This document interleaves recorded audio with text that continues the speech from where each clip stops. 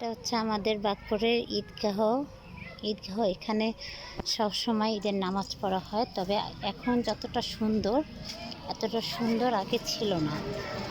এখন নতুন করে অনেক সুন্দর করে করা হয়েছে। এই যে এখানে দেখা যাচ্ছে দুটা বাচ্চা খেলাধুলা করতেছে, এই যে অনেক সুন্দর।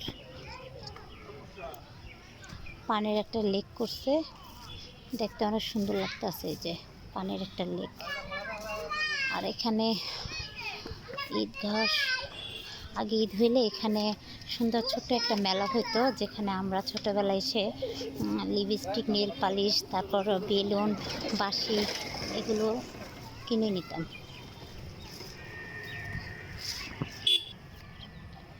আর ছোটোবেলায় আমার আব্বার সাথে আসতাম, তো আব্বা নামাজ পড়তে যেত আর বলতো যা কিনতে মন চায় কিনো, আমি এসে টাকা দিয়ে দিব। তো আমরা কিনতাম।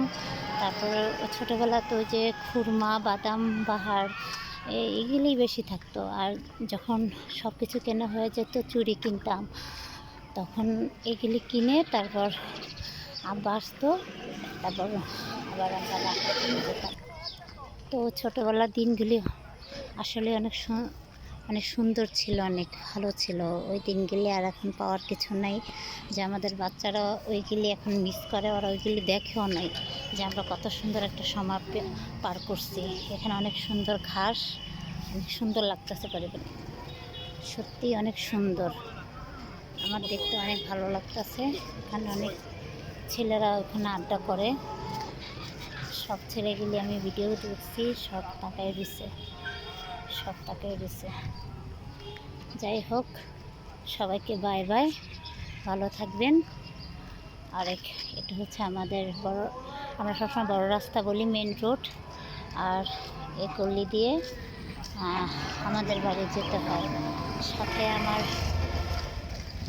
আমার সাথে আরও লোক আছে, আর একদম পিছিয়ে পড়ে গেছে, বাঘ চলে আসতেছে আমার একটা দুলাভাই। আমাদের সাথে আরও লোক আছে, এরা পিছনে পড়ে গেছে। এটা আমার মেজো বোন।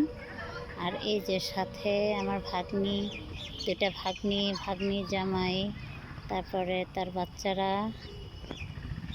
বাচ্চারা আরও পিছনে লোক আছে। ওই যে গাড়ি নিয়ে আসছে রাব্বি চলে আসছে।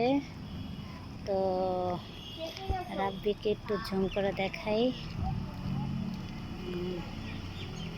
ভিতরে তার ফ্যামিলি নিয়ে আছে, নতুন জামাইও আছে, ভাতিজা জামাই আর ওদিকে আছে। তো সবাই ভালো থাকবেন, সবাই সুস্থ থাকেন, সবাইকে বাসি ঈদ মোবারক।